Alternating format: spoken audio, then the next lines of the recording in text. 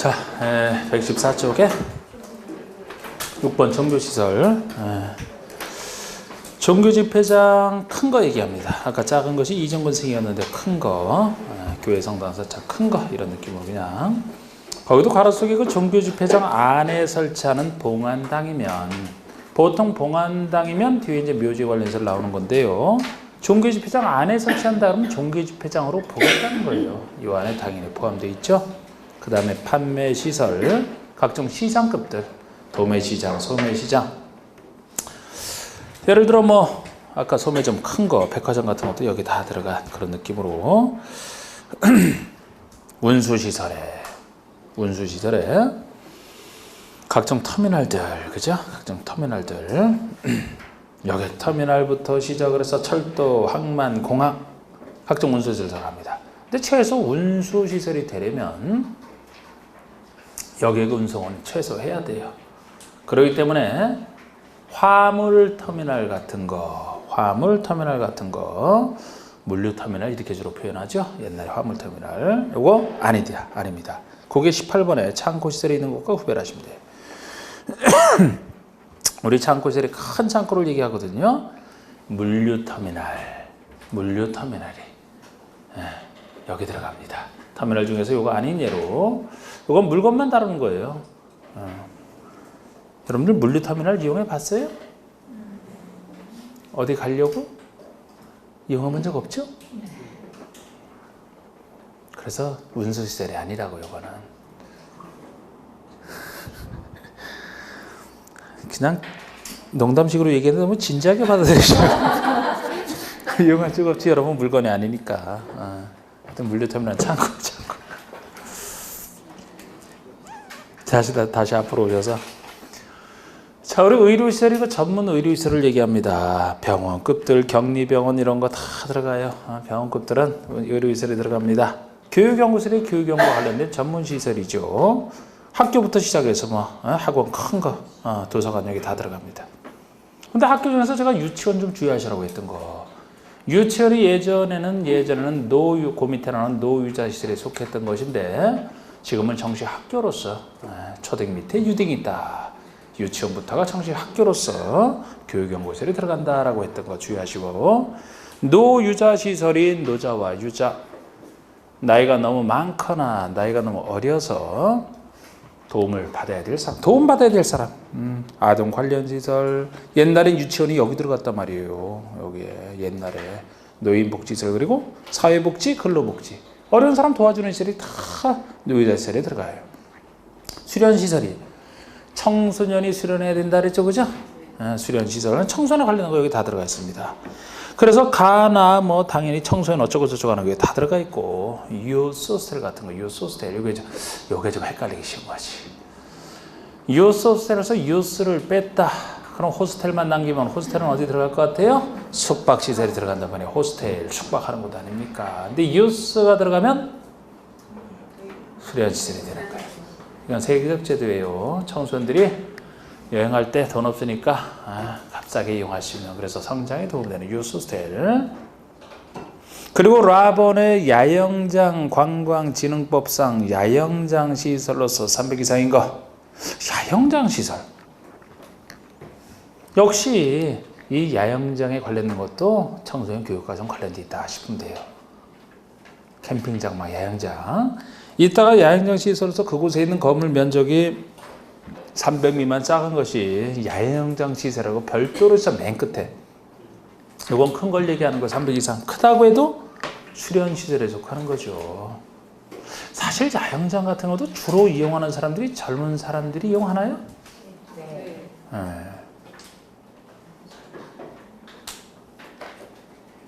나이 들면 이것도 가기 힘들죠, 그죠? 허리 아프고 막 어디 몸 쑤시고 막 그래서. 근데 주로 이것도 그냥 값싸게 이용하라고 청소년에 관련된 걸로 들어가 있는 건데, 큰 게 수련실이고 작은 거라도 있다 보시면 이제 다 청소년에 관련된 걸로 들어가 있습니다. 9개 시설군에서. 근데 막상 또 애들은 또 별로 안 쓰는 것 같고, 이것도 청소년들 그냥 젊은 20대 가지고 가는 것 같지. 게임을 하고 바빠서 그러나. 청소년들이 이용하기 참 좋죠, 이거. 저는 텐트 가지고 옛날에 많이 다녔는데 고등학교 때부터. 그때 주로 산 갔고 요새는 산을 거의 못 가지. 그때는 큰 산에 뭐 웬만한 데 다 가봤던 것 같아요. 가면 며칠씩 있어요. 그냥 최소 3박 4일 아니면 5박 6일. 근데 요새는 가는 게 상당히 불편해져갖고 요새는 캠핑장 안에 따로 텐트를 못 쳐요. 근데 아무 데나 갖다 치잖아 그때 산에서. 그래서 7자리 고르고서 탁 치고 그냥. 지금 뭐 버너 같은 걸 못 들어가게 하니까 그 다음부터 거의 안 갔지. 그 다음부터 지금은 이렇게 설치되는 야영장에만 가야 되잖아. 자, 운동시설.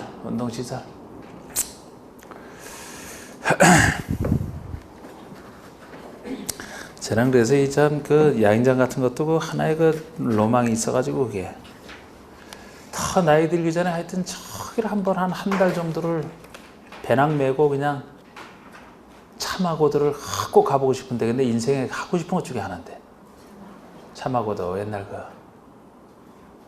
못 들어봤어요? 옛날 차와 말이 오가던 고도? 비단길 쪽인가? 네? 아 있어요. 그거 한번 검색해봐요. 거기 굉장히 황량하고 황량한 들판산 중국 그쪽에 중국 티베트 그쪽에 미숫가루 같은 거 딱 넣고 가서 그냥 아니 한 달 동안 가 있으려면 거기서 그 음식을 어떡합니까? 사람도 없는 데인데 그거 한번 갔다 오고 싶은데 그 시간이 언제 될지 모르겠어요. 근데 지금은 그래도 나중에 가서는 가다가 후들거려서 가게 돼요. 또 좀 더 나이가 지나면 지금 나이 70대에서 만약에 간다는 거 가겠냐고 그거를. 자, 그런데 가고 싶지 않아요? 자, 운동시설 봅시다. 그럼 운동 전문시설 얘기야. 운동 전문시설. 체육관은 의장 큰가? 대충. 업무시설, 업무 전문시설. 공공 업무와 일반 업무 시설로 구별되어 있는 그 일반 업무 시설 중에 이제 그 오피스를 들어가는 게 여기 오피스는 항상 주택이 아니라고 했잖아, 그죠? 오피스는 사무실로서 업무 시설에 들어갑니다. 숙박 시설이 통제 많이 받는 시설 중에 하나. 각종 숙박 시설, 일반 숙박, 뭐 생활 숙박, 관광 숙박, 뭐 가정에 다 들어가요. 호스텔 봐요, 호스텔이 여기 들어가잖아요, 호스텔. 다중생활시설이 이종에 해당하지 않은 큰 것이 여기 들어간다는 것도 그렇고 밀학시설이 제일 통제를 많이 받는 고급 술에 관련된 게 가나 아닙니까? 단란주로서 이종에 해당하지 않는 것 조금 큰 거 유흥이면은 규모 상관없이 여기 다 들어가요. 유흥주점 뭐 룸사롱 같은 거라고 했잖아요. 제가 룸사롱 같은 거 유흥주점 여기 유흥주점이 제일 많아 여기가. 잠깐만 여기 다 유흥주점이야 보면은. 네? 저기 뭐 여우걸 뭐 무슨 클럽이 하더가 다 보면은 오늘 아침에 오다 보니까 뭐 무슨 노래바 뭐 이런 거 노래바는 뭔지 모르겠네 그거 다 들어갈 거예요. 왜냐하면은 자 그렇습니다. 이게 뭐 분석할 필요는 없어요. 그런데 다 여기 들어가요. 규모 상관없이. 다음번에 유원시설은 놀이동산 같은 것도 여기 들어가고요. 라번의 무도장, 무도학원, 춤에 관련된 여기 다 들어가잖아. 카지노 영업소, 도배에 관련된 카지노 영업소 아주 통제를 많이 받아요. 그래서 여기 들어갑니다. 근데 제가 굳이 이걸 갖고 헷갈릴 수 있다면 아까 경마장 같은 게 여기 들어갈 것 같은데 점자는 문화집회에 들어간다 그랬잖아. 제가 경마문화에서. 자, 우리 공장이 이제 공장 큰 걸 얘기하죠. 창고 시설이 창고 전문 시설. 큰 창고. 물류터미널이 여기 들어갑니다. 이 물류터미널이 그 물건을 오랫동안 보관하고 막 배달했다가 찾아올 때까지 보관하고 그래서 창고시설에 들어가요. 아까 운수시설이 아닌 예로서 위험물 저장 및 처리시설이 위험한 거 다 모아놓은 거예요. 독극물 아니면 불에 관련된 것들 다 주요소부터 시작해서 뭐 LPG, LNG 이런 거 다 들어갑니다. 도료로 다 들어가. 그런 느낌으로 보시면 돼요. 그냥. 그나마 제가 주요소에다 그래도 약간 까맣게 해놓은 것은 그 밑에 나오는 자동차 관련 시설과 착각하지 마시라고. 자동차 관련 시설은 자동차에 관련된 거 다 모아놨거든요. 또 괜히 주유소도 또 휘발유가 있어야 또 차 운전하지 않냐 그래 생각하지 말고 주유소부터 시작해서 인화성, 간, 폭발 위험성 큰 거 이거 다 위험물 저장 및 처리소에 들어갑니다. 자동차 관련 시설 중에 운전학원 있잖아. 아까 그래서 여기서 운전학원이 학원에서 제외됐던 거. 운전학원, 자동차 면허 땄으면 그 다음에 자동차 다 생각하시면 돼요. 주차할 때 주차장 필요하죠. 지저분하면 세차하는 거, 나중에 폐차할 때 중간에 검사 받는 거, 사야죠. 매매장, 정비공장, 차고, 주기장 다 들어갑니다. 기계를 주차하는 주기장 뭐 다 들어가요. 자동차 관련설. 그런데 뭐 주요소는 아니었다. 동식물 관련설이 동물과 식물을 직접 기르고 재배하고 나중에 다 킨 다음에 잡는 시설까지 중간에 관련된 거 다 들어갑니다. 그곳이 있는 축사, 양잠, 양봉, 양어, 양돈, 양개 다 들어가요. 곤충사요, 축사에. 가축시설, 가축시설, 동물 검역소 뭐 다. 도축장, 도개장, 소돼지 잡는 도축장, 도개장, 버섯 재배사, 온실, 화초 등의 온실 다 들어갑니다. 그런데 동물원, 식물원만 아니다. 많은 사람들이 손에 쥐는 구경 가는 동물원, 식물원. 자원순환 관련 시설. 자원순환과 관련돼 있는 자원 제어랑과 관련돼 있는 자원순환진 하수 처리시설, 고물상, 폐기물 재활용 시설 이게 다 자원순환 관련 시설이에요. 자원 제어랑과 관련돼 있는 시설들. 교정 및 군사시설, 교도소와 군사시설 모아놓은 거, 교정 및 군사시설. 방송통신시설, 방송통신에 관련돼 있는 거, 방송통신에 관련돼 있는 거 쫙. 발전시설, 전기를 일으키는 발전소와 관련돼 있는 것들. 묘지에 관련 시설이 묘지와 관련된 거 다 모여져 있습니다. 묘지에 관련된 거. 그러니까 사람이나 동물 사망했을 때 그 처리와 관련된 시설이 다 묘지 관련 시설이라고 보시면 돼요. 그러면 우리 묘지에 묻는다 답은 묘지가 있고요. 자연장지도 있죠.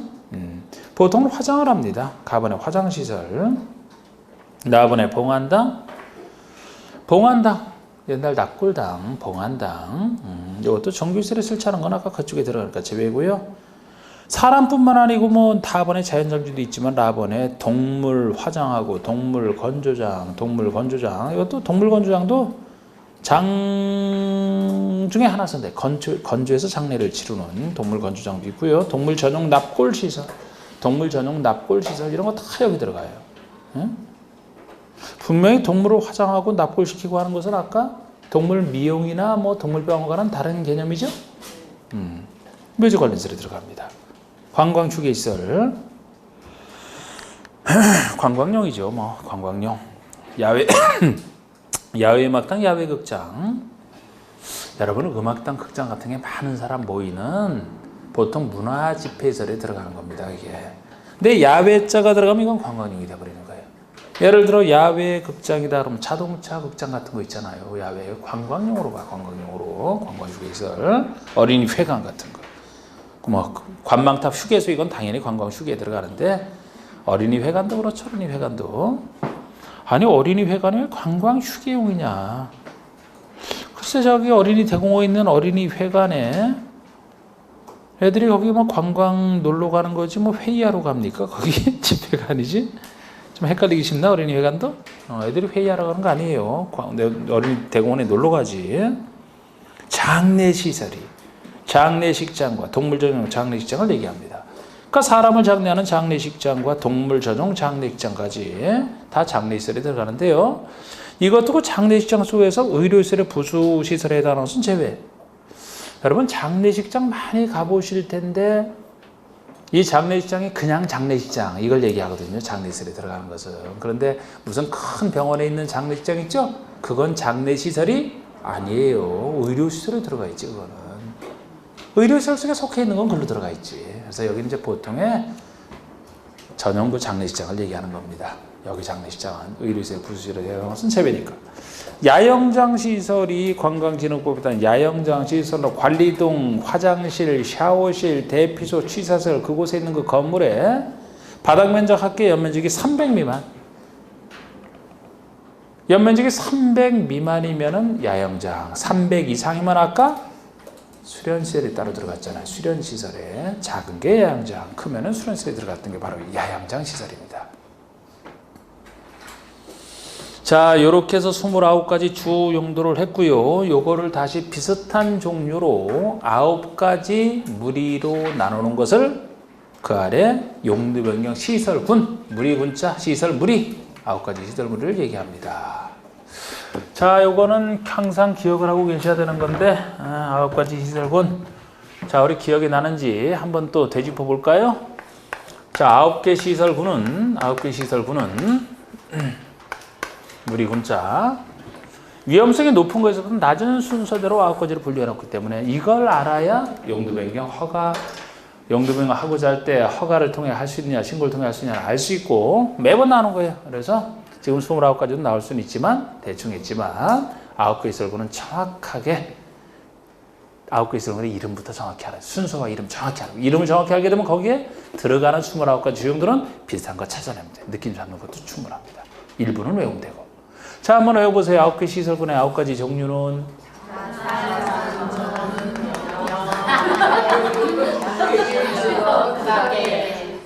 천천히 좀 같이.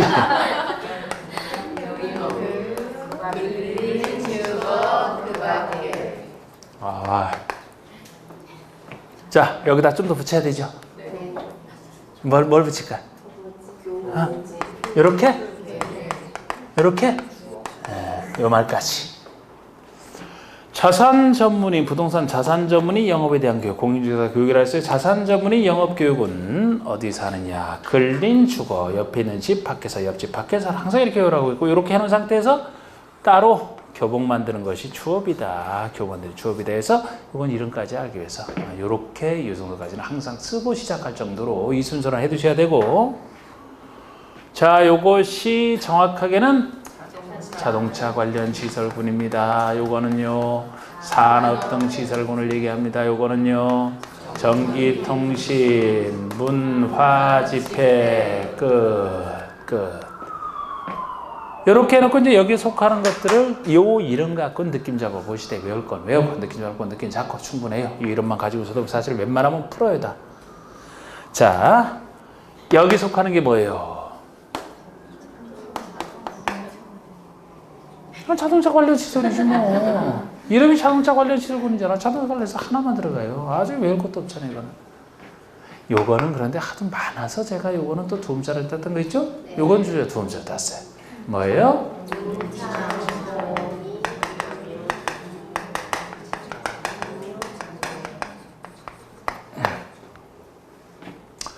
구름이 흘러가는 푸른 하늘, 운창공 위 자묘에, 구름이 흘러가는 푸른 하늘 위에 있는 자당의 묘, 자묘에 장례를 지낸다. 하늘장, 낭만적인 하늘장, 운창공 위 자묘 장례. 요게 뭡니까? 운수시설, 창고, 공장, 위험물 저장 및 처리설, 자원순환 관련 시설,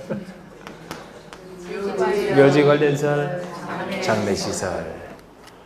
이거 좀 외워두시고, 우리 전기통신이면 전기통신이니까 이름 딱 알았더라. 전기 발전 시설에다 방송통신 관련된 거 그대로 보시면 돼요. 그냥 그대로 외울 것도 없어요. 이거.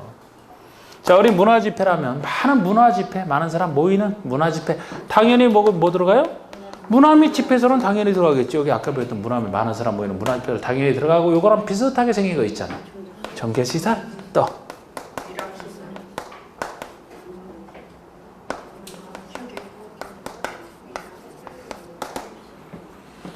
제가 요건 좀 주의하시라 할 거예요. 그냥 느낌 잡으면 충분해서 할 거예요. 요거는.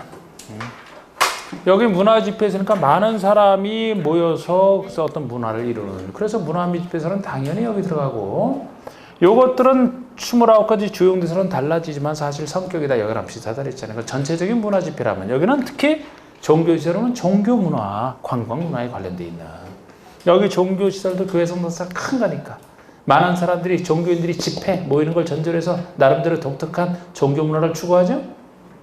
그래서 각 종교마다 그 문화가 다 다르잖아요.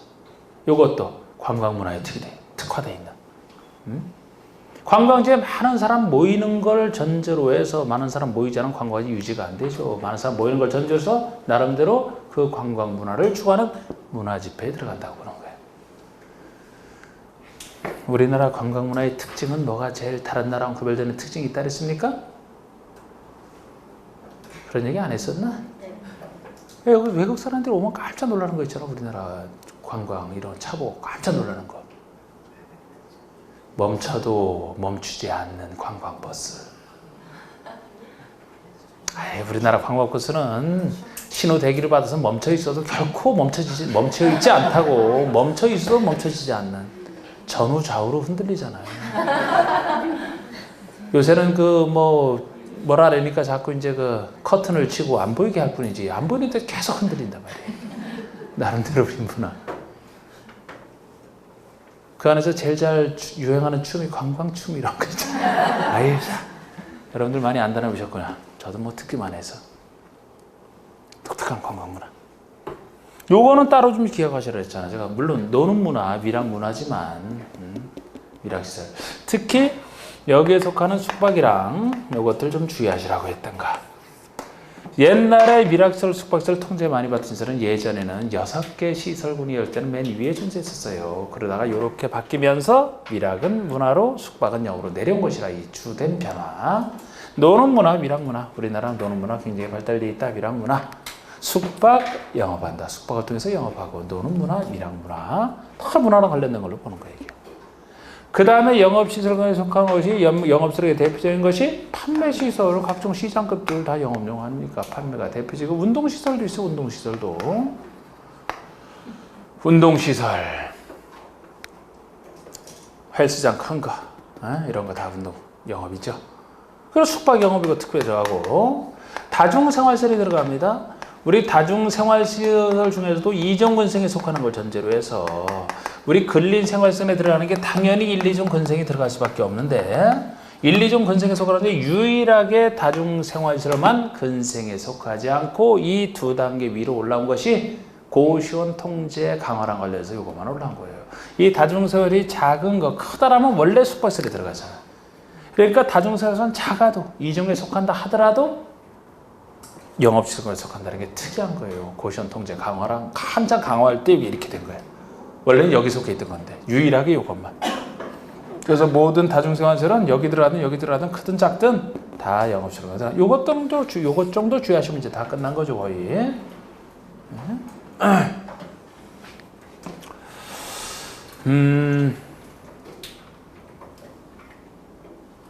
요거 이렇게 대충 이렇게 해도 느낌 잡을 수 있죠 여러분? 안 외워도. 아니 이게 영업시설에 속할 것이다? 느낌이 오냐고요. 왜 갑자기 집중하지? 그럼 따로 이거 두 문자 따서 외우고 있어요? 그냥 알 수 있죠?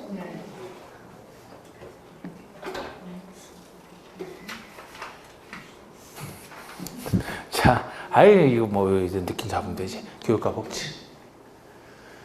자, 이것도 교육과 복지 이름만 이렇게 해놓으면 여기에 관련된 거 다 찾아내면 돼, 그냥. 교육에 관련된 거, 복지와 관련된 거 다 찾아내서 합치면 끝이죠. 자, 우리 교육에 관련된 것부터 해볼까요? 뭐가 들어가겠어, 당연히. 교육연구시설이 들어가겠죠. 교육연구시설이 여기 당연히 들어가지. 또, 일반 교육이고, 청소년 특히 교육과 관련된 게 뭐예요? 수련시설이게 청소년 교육과 관련돼 있는 거잖아, 이게. 그리고 또, 야영장시설도 여기 들어가겠죠? 야영장은 작은 게 야영장 크면은 수련. 이것도 넓은 의미에서 그래서 다 싸게 이용해서 청소년 교육과 관련돼 있는 걸로 보시면 돼요. 그래서 이거 교육에 관련된 거 요렇게. 거기다가 복지라면은 의료시설과 노유자 이렇게 들어가는 거.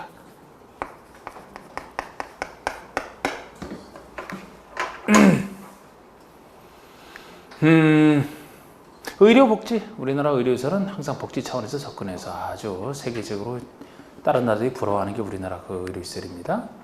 복지 차원에서. 노유자는 원래 어려운 사람 도와주는 복지에 들어가고요. 이렇게 보시면 돼요. 이런 것들도 하나하나 다 두 문자 따지는 분들 꽤 있더라고요, 이것도. 뭐 교수의, 노여움, 노교수의, 근데 이거 나중에 들어오는 이것도 어떻게 할 거야, 또?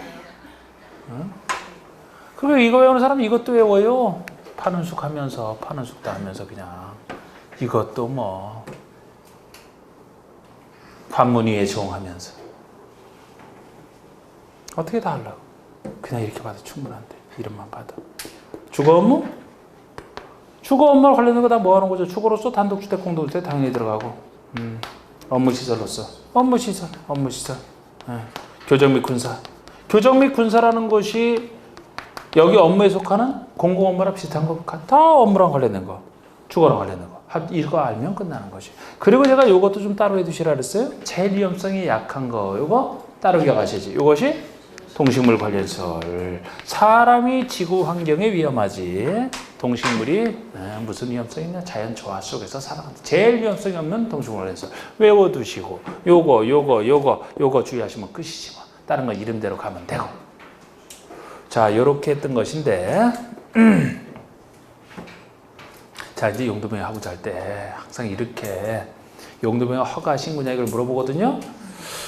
자, 그런데 어느 시설군에 속하는 용도를 그보다 상위 시설군, 그보다 조금이라도 위에 있는 시설군으로 올라가는 용도 변경이 있고, 반대로 어느 시설군에 속하는 용도를 그보다 하위 시설군 내려오는 용도 변경이 있어요.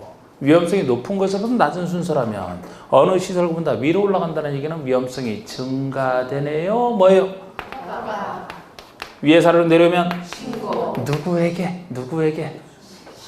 시장의수 구청장. 자치지자체도 포함해서 여기서 특히 시장의수대에 도지사를 집어넣거나 구청장 세에 특별시장 과잉시설을 슬쩍 집어넣어서 틀리게 하는 거 여기서 많이 내는 거 이게.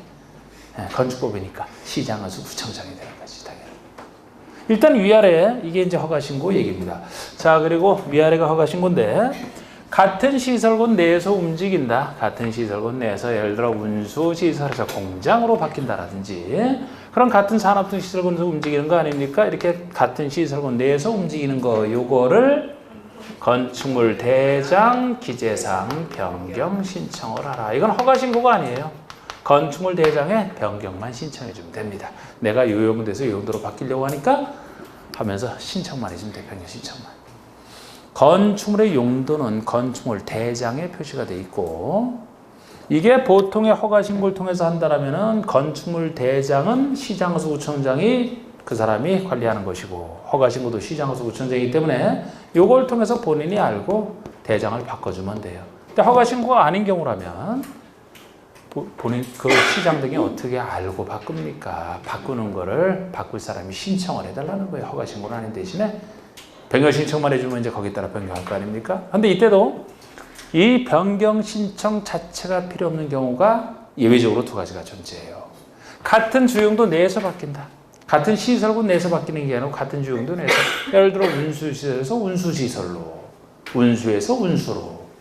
그러면 대장에는 운수시설 그대로 표시되어 있기 때문에 변경할 필요가 없네요. 같은 주용도 내에서. 아니면 주용도는 달라도 1, 2종 근생 간에 서로 바뀌는 것도 아닙니다. 요거는 주용도는 다르지만 이게 작은 근생 자체가 전문시설이 아닌 작은 것이라 1, 2종 근생 간에 바뀌는 것은 가벼운 걸로 봐요. 변경 신청도 필요 없다. 그리고 우리 지금 이건 용도 변경이지 건축 절차에 관련된 얘기는 아니거든요. 근데 건축 절차에 관련된 규정을 준용하는 경우가 있어요. 준용하는 경우. 허가와 신고 대상 둘 다 요거 빼고 허가와 신고 대상으로서 그 용도 변경되는 면적이 100제곱미터 이상이다. 그러면 사용 승인에 관한 규정을 준용을 합니다. 사용 승인 규정을 준용을 해요.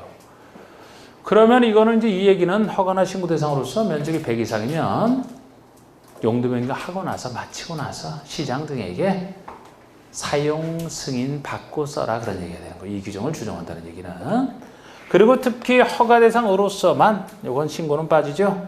그 면적이 용도되는 변경되는 면적이 500 이상이다. 그러면 이때는 건축사 설계 규정이 준용이 됩니다.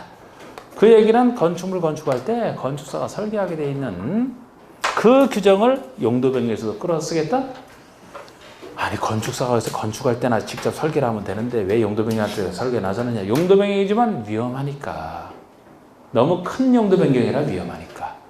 신고는 아예 위험성이 감소되기 때문에 이거는 건축사가 용도 변경 자체에 대해서 설계할 필요는 없고 허가 대상이 위험성이 증가되는 것이라. 그것도 면적이 500 이상 넓을 때만 용도 변경 자체를 건축사 전문가가 설계하라 이런 뜻이 돼요. 물론 여기도 이제 예외는 있지만 이 정도만 일단 보시면 될 것 같습니다.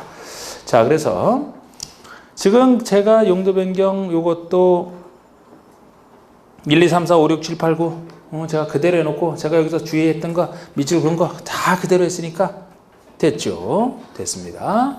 그 다음에 용도 변경 절차도 3, 4, 5번까지 설명을 드린 거예요. 3, 4, 6번까지 설명드린 거지. 3번에 건축물의 사용 승인을 얻은 건축의 용도를 변경하고자 하는 자는 다음 구분에 따라 자치시 자치도지사 시장어구청장의 허가 신고. 허가 대상은 하위에서 상위로. 신고 대상은 상위에서 하위로. 건축물 대장 기재사항 변경 신청은 같은 시설군 내에서 용도를 변경하고자 하는 자죠. 시장어구청장에게 건축물 대장의 기재사항 변경을 신청해야 된다.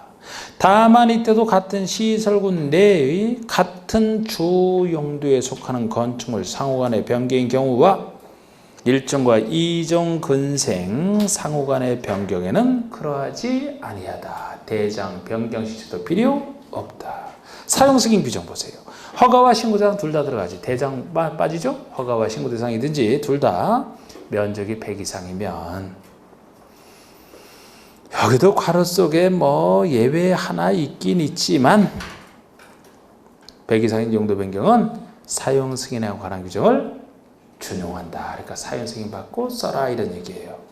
6번의 건축사 설계라면 허가 대상인 경우로서만, 여기는 신고 대상은 빠지잖아. 전문가인 건축사가 설계하는 것은 허가 대상으로서만, 그것도 면적이 500 이상일 때 500 이상 용도 변경 설계는 건축사 설계 규정을 준용한다니까 전문가인 건축사가 직접 설계해야 된다. 그런 얘기입니다. 여기서 다만해서 이런 예외 있지만 참 왜 이렇게 예외는 많이 만들어놓는지 몰라. 보고 싶으면 보세요. 예외는 1층짜리 축사를 공장으로 용도 변경하는 경우로서 이런 거. 근데 글쎄 1층짜리 그 축사, 축사로 썼던 거 뭐 엄청 지저분할 텐데 그걸 뭐 공장으로 용도 변경해서 그 뭐 근로자들 괴롭힐 일이 있나? 그럴 일은 거의 없을 것 같은데 말이야. 자, 복수 용도. 복수 용도는 그러니까 여러분, 이 복수 용도가 건물 처음 지을 때나 나중에 변경할 때도 마찬가지인데 한 여러 가지 둘 이상 용도로 처음부터 이제 인정받는 걸 얘기해요. 만약에 복수 용도로 인정받게 되면 그 이미 인정받은 복수 용도 내에서는 아무 때나 쓸 수 있는 거 이런 절차 없이 이 복수 용도를 인정할 것 같아요? 안 할 것 같아요? 네? 그럼 인정한다 이렇게 보시면 돼요. 그럼. 됐어. 아니 이걸 굳이 그 뭐 이 용도 저 용도로 만약에 처음부터 쓸 수 있는 곳이라면 왜 복수 용도를 인정 안 하겠어요? 복수 용도 인정하면 나중에 쓰는 사람들 이거에서 스스로 바꾸기 쉬울 거 아니에요, 그냥. 원래 해당하는 용도로 인정받았다면 이거 절차 필요 없잖아. 그냥 쓰면 되지. 그럼 서로 편하고 좋지 뭐. 굳이 막을 필요가 없어요. 인정할 필요성이 크지. 그러니까 된다 이렇게 보세요. 그냥 된다. 복수 용도도 인정된다. 건축주는 건축의 용도를 복수로 하여 건축하거나 건축신고, 용도 변경, 허가 신고, 대장, 변경 신청 다 할 수 있어요. 복도로. 그러니까 복수 용도로서 처음에 지을 때서부터 그렇게 허가 신고 받을 수도 있고 대장, 변경 신청할 때도 마찬가지고. 허가권자는 신청한 복수의 용도가 법령 기준에 모두 적합한 경우 하나요? 복수 용도를 허용해서 당연하죠. 어느 용도가 허용된다는 것은 그 지역의 행위지향상 허용되는 것을 허용해야 되기 때문에 법령에 적합한 범위 내에서는 복수 용도로 처음부터 짓거나 용도 변경하는 거 다 허용된다 보시면 돼요. 법령 범위 내에서. 자, 이제 여기까지 끝났고 대상 지역에 일단 어디가 전면적이냐는 건 이미 했습니다. 그 전에 사람 많이 사는 곳. 자, 기본적인 지역, 도관농자 중에서는 어디가 사람 많아요? 도시지역. 근데 비도시지만 사람 많아지는 곳이 있다 그랬죠? 비도시지만 개발될 지구단위겠고요. 그러니까 도시지역과 비도시만 지구단위겠고요. 도시와 비도시 지구단위 아닌 곳 중에서도 나중에 0에서 추가된 거, 조금 사람 많은 거, 동읍지역. 그게 전면적이에요. 나머지는 일부 규정만 적용된다 이렇게 보시면 되고. 어디가 전면적이라고요? 도시지역과 비도시라 하더라도 개발될 지구단위겠고요. 그리고 아니라 하더라도 동읍, 행정구역상 동읍입니다. 행정구역상. 아까는 용도 지역상 얘기고. 행정구역상 동이나 읍이라면 보통 동이 이제 시 밑에 있는 게 동이고 읍이라는 게 군 밑에 있지만 어느 정도 인구가 되면은 읍이라고 해요. 아이고, 이번에 친구랑 같이 또 그 옛날 길을 넘어가다 보니까 참 하여튼 저희가 신림면 성계리니까 옛날에 원성군 신림면 성계리. 근데 그 면 사무소 소지에서 꼬불꼬불한 길을 그냥 능선을 하나 타 산을 큰 걸 타고 넘어야 우리 동네가 나오거든요. 리가. 근데 이제 그쪽에 있는 친구가 이제 그쪽 길로 옛길로 이제 한번 가보자 그래서 이제 딱 이렇게 가는데 거기를 이제 그 추억을 얘기를 하더라고. 야, 참 진짜 우리 그 전에 여기서 초등학교 때는 엄마가 이쪽으로 이렇게 오신다 그러면 손 붙잡고 여기 참 이 신림 시내까지 나왔는데 신림 시내까지 나왔는데 그러는 거예요. 신림 면인데 시내까지 나왔다는 표현은. 그러니까 시처럼 생각했다는 거죠. 그 면 소재지를. 그러니까 참 저처럼 이렇게 정확한 강의를 하는 사람 입장에서는 엄청 웃긴 얘기인데 그게. 걔는 무의식적에 그렇게 쓰고 있더라고. 거기 오면 이제 뭐 여러 가지 먹을 수 있는 게 있으니까 예를 들어 면 소재는 자장면을 팔았어요. 중국집이 있었다고 거기는. 동네는 없고 당연히 없고 한 4개리 당연히 없고.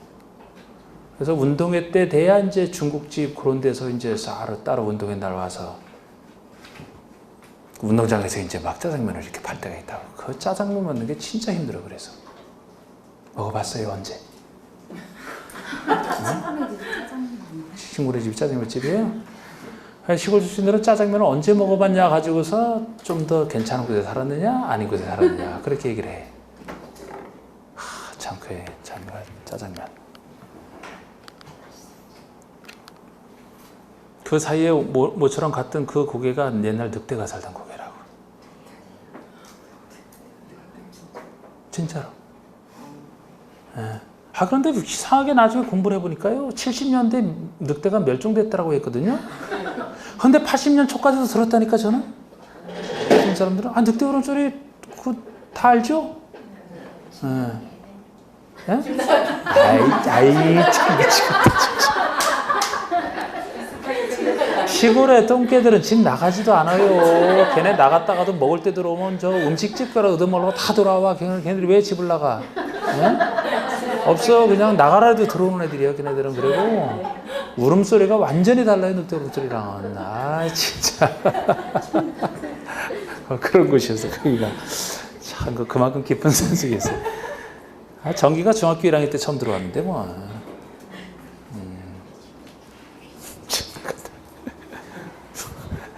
뭐 사랑의 도피라도 하느라고 그 똥개들이. 자 보세요. 전면적 적용대상 지역 다음 지역에서는 건축물을 전면적으로 다 적용하겠다. 동읍지역까지. 물론 동읍에 속하는 섬이라면 독자적으로 인구가 500인 이상은 돼야 됩니다. 그런 얘기까지 있고 양가로 2번 보시면 전면적 적용대상 지역 이외의 지역에는 다음 규정은 적용하지 않는다. 그러면 그 아래 6가지 규정은 전면적 적용 대상 지역에만 적용되는 규정 이렇게 보시라고 했잖아. 전면적이 아닌 나머지 지역에서는 이 규정은 적용되지 않고 그럼 나머지가 적용된다는 얘기니까 다시 재해석을 하면 여기 6가지 규정은 사람 많이 사는 전면적에만 적용되는 규정이에요. 다른 지역에는 적용이 안 됩니다. 다른 지역에서는 이 규정 빼고 나머지 규정만 적용된다는 거예요. 왜 그러냐? 이거는 어차피 이제 이 내용들이 무엇인지는 그 전에 살짝 배우셨어요. 이제 그러면 느낌 잡아서 생각하시면 돼. 그렇게 자주 나온 건 아니고. 자, 첫 번째가 대지도로 관계. 이게 제일 중요한 겁니다. 대지도로 관계. 자, 이게 대지도로 관계. 이제 이 말이 무슨 말인지 생각나시죠? 그죠? 대지와 도로는 대지와는 도로에 어떤 관계냐? 접하는 관계. 얼마나 접해야 됩니까? 기본적으로 2m 이상 접해야 된다. 이게 대지도로 접하는 관계잖아. 접하는 부분을 통해서 여기 사는 사람들이 드나들어야 된다 그랬잖아요. 그럼 이거는 전면적으로 적용되는 규정이라는 거예요. 여러분들은 항상 땅은 도로에 접해야지 건축할 수 있다. 그렇게만 알고 있으면 반만 하는 거예요. 반만. 어디에서만 전면적으로만 적용되는 규정이니까 전면적이 아닌 일부 적용되는 지역에는 이 규정 자체가 적용 안 돼요. 왜 전면적으로만 적용되느냐? 사람 많이 사는 곳이에요. 그럼 이런 땅은 직접 접하고 있지 않죠? 접하고 있지 않을까 이렇게 다닐 수 있어요? 못 다녀. 사람 많이 사는 거 다 남의 집이라고 다 남의 집으로 둘러싸여 있는 거예요. 못 다니잖아. 그래서 접해야지만 건축할 수 계시는 겁니다. 시골이라면 이럴 필요가 없어요. 아까 집 나간 개가 있는 그런 곳이라면은 이렇게 직접 이렇게 떨어져 있어 닿지 않아도 여기 다른 사람 집들로 둘러싸인 게 아니죠. 논밭들이 있을 뿐이에요. 그냥 불편한 뿐이지 다니는데 아무 지장 없어요. 그래서 시골에서는 직접 돌에 접하지 않아도 그냥 오솔길만 가지고 있어도 다 그냥 집 짓고 하지 않습니까? 예? 사람 많이 사는 곳은 주변이 다 다른 사람 집들로 둘러싸여 있어서 직접 닿지 않으면 다닐 수가 없어서 그래요. 전멸적이면 전월 규정의 대표적인 예가 대저들의 관계입니다. 요거를 알게 되면 여기에 관련된 것들이 2, 3, 4번이 관련된 규정으로 존재하는 거예요. 이번에 도로의 지정 폐지 변경은 아직 여러분들이 이거는 못 배운 얘기지만 예를 들어 이 땅 직접 접하고 있지 않다 그러면은 접해야지만 지을 수 있다니까 우리 전면적에서. 그래서 이 도로를 남의 땅을 이용하든 자기 땅을 사서 하든 뭐 남의 땅이 올라가면 정식 이용권이 있어야 되겠죠. 그 계약을 해야 될 텐데 이거를 행정청에게 도로 지정해달라. 그래서 행정청 허가권자가 시장에서 구청장이 도로로 지정해줬어요. 이게 도로 지정이에요. 아니면 지정된 도로를 없애는 게 폐지 또는 바꾸는 게 변경인데 도로 지정 폐지 변경은 대지는 도로에 접해야 되는 이 규정 때문에 접하지 않은 땅을 접하게 만들기 위해서 있는 제도가 도로 지정 폐지 변경이에요. 그래서 우리 도로 개념은 정식 법에 따라 고시가 된 보통 도로도 있을 뿐만 아니고 이렇게 개별적인 건축을 원하신 곳에 따로 특이한 도로를 지정받아서 그래서 도로 지정받으면 여기 접하면 되니까 이게 도로 지정 폐지 변경 거기에 속하는 얘기거든요. 대저도로 관계에 관련된 얘기로 접하게 만들기 위해서 나온 제도예요. 또 건축선 지정과 건축선에 따른 건축 제한 이것도 같은 얘기잖아요. 여러분 건축선이라는 건 배웠잖아요. 대지와 대지 사이가 아니고 대지와 도로와 접하는 부분에 있어 건축선 한계선이 건축선이죠. 대지와 어디에서? 대지와 도로와 접하는 부분에 있어서 접하는 부분 따지는 거 이게 대저도로 관계하고 이걸 전제로 해서 많은 사람 사는 곳에서 대지가 이렇게 도로에 접하고 있을 때 한계선이 어디냐? 건축선 한계선. 그리고 건축선이 뭐 원칙 여기 예외 떨어지는 거. 그럼 이 건축선이 여기든 건축선이 있다면 여기 짓는 건축이나 담장이 건축선을 침범해서는 안 된다. 지하는 침범해도 된다. 그게 건축선에 따른 건축 제한이잖아요. 우리 배웠던. 이게 다 지금 대저도로의 관계에서 비롯되는 얘기라니까? 그죠? 또 갑자기 왜 또 조용해. 자, 아니 대지는 도로에 접해야 된다. 이것 때문에 접해야 되는데 못 접하는 곳을 접하게 만들고 해서 새로 도로를 지정받는 도로 지정. 그리고 대저도로와 접하는 부분에 있어서 건축할 수 있는 건축선 지정. 거기에 따른 건축선에 따른 건축 제한. 다 대저도로 관계에 접하는 걸 지금 전제라는 규정 아닙니까? 그렇게 해서 생각하시면 되고 5번, 6번도 그냥 지문 나오면 그대로 생각하면 되는 거예요. 이게 방화지구간의 건축물. 여러분 방화지구가 화재 위험을 예방해서 지정하는 게 방화지구죠? 그럼 방화지구간의 건축물 통제 규정이 바로 이거예요. 어떤 거냐? 화재가 위험한 곳이니까 건물 지을 때 불에 잘 타는 목재 이런 거 쓰지 말고 불연재료 구조도 내화구조 불에 견디는 구조로 건축물 구조를 지을 때 재료도 불연재료나 준비련재료 막 이런 거 써라. 화재 확산되지 않도록. 이게 바로 이 방화지구간의 건축물 통제 규정이거든요. 자, 1번 사람 많이 사는 곳에서 집들이 모여요. 그래서 여기 불나면 쫙 옮겨 붙을까 봐 여기에만 적용되는 규정일 것이다. 아니다. 시골서 집이 저기 뭐 강 건너서 떨어져 있는데 혹시 여기서 불나면 그 불씨가 날아올라서 그쪽 가서도 한번 강 건너고 물 건너서 붙을 것이다. 이거 통제에서 나온 규정이에요. 1번, 2번. 1번. 그러니까 전면적으로만 적용되는 규정이라는 거예요. 이걸 우리 시골에서 이런 통제를 하게 되면은 아주 불편한 게 많아서 우리 건물 짓기 힘듭니다. 대부분 나무 쓰는데 그리고 정작 여기 불이 붙어도 옮겨갈 수가 없어요. 또 옮겨갈 수 없다니까 또 저번에 또 불난 거죠. 그 속촉으로 생각하지 말고 그거는 강풍과 이런 것 때문에 그 자연을 통해서 나는 거고 방화지구에서는 그 사람 사는 곳에서 내화구조 이렇게 제가 통제하는 걸 얘기하거든요.